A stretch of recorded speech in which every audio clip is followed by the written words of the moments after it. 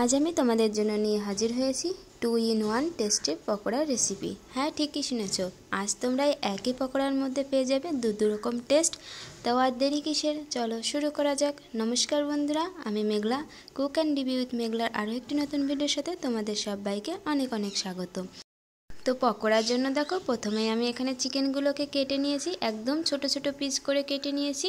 এবার এর মধ্যে দিয়ে দেব আমি বড় সাইজের দুটো পেঁয়াজ কেটে নিয়েছি, একদম কুচি কুচি করে কেটে নিয়েছি। এই পেঁয়াজগুলোকে হাতের মধ্যে নিয়ে একটু এভাবে ডলে দেব, এতে করে পেঁয়াজগুলো ছাড়িয়ে যাবে আর খুব ভালোভাবে সমস্ত পকোড়ায় লেগে যাবে।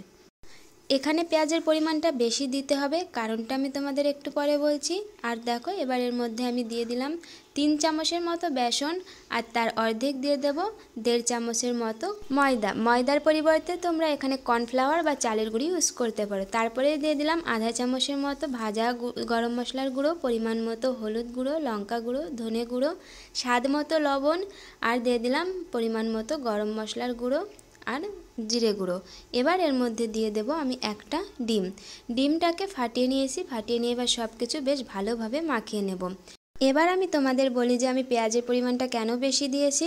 এতে করে যখন আমি পকোড়িগুলো বানাবো, উপরের অংশটা একদম পেঁয়াজি হয়ে যাবে আর ভেতরে থাকবে চিকেন। প্রথমে মুখে দেওয়ার সাথে মনে হবে যে তোমরা পেঁয়াজের পকোড়া খাচ্ছ, কিন্তু কামড় দেওয়ার সাথেই মনে হবে যে না, এটা চিকেন। তো হয়ে গেল না 2-in-1, প্রথমে পেঁয়াজের টেস্ট, পরে গিয়ে চিকেনের টেস্ট।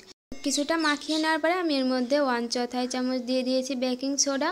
এখানে বেকিং সোডাই দিতে হবে, বেকিং পাউডার নয়। আর দিয়েছি 1 চামচের মতো পেঁয়াজ রসুন আদা জিরের পেস্টটা আমি প্রথমে দিতে হতো, ভুলে গেছিলাম, তার জন্য পরে দিয়ে নিয়েছি। তো তারপরে দেখো, বেশ ভালো করে মাখিয়ে নিয়ে আমি তেলটা গরম করে নিয়ে তেলের মধ্যে একে একে পকোড়িগুলো ছেড়ে দেবো। তো এক এক পিস করে তুলে নিয়েছি, সাথে উপরে পেঁয়াজটাও লেগে আছে। তো এক এক করে দিয়ে আমি পকোড়িগুলোকে ভেজে নেব। পকোড়িগুলো দেওয়ার পরে একটা সাইড ভাজা হয়ে গেলে উল্টে দিয়ে অপর সাইডটাও ভেজে নিতে হবে।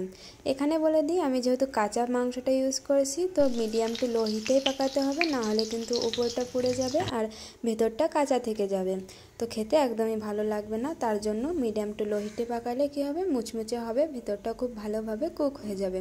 তো দেখো, খুব ভালোভাবে ভেজে নেওয়ার পরে এবার আমি পকোড়িগুলোকে তুলে নিচ্ছি। ঠিক একইভাবে সমস্ত পকোড়িগুলোই ভেজে নিয়েছি।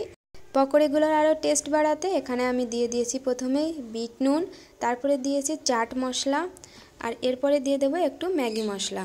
এতে করে কিন্তু টেস্টটা অনেক বেশি ভালো হয়। তো দিয়ে সব কিছু ভালো করে মাখিয়ে নেব।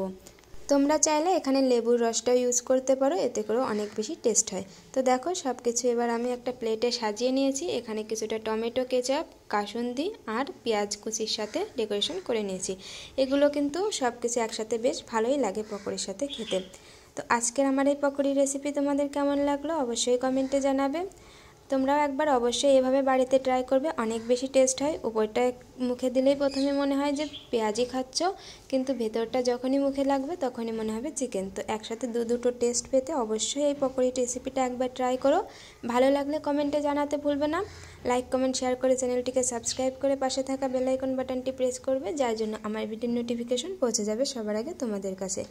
সবাই ভালো থেকো, সুস্থ থেকো। দেখা হচ্ছে নেক্সট কোনো নতুন ভিডিওর সাথে। ততক্ষণের জন্য টাটা।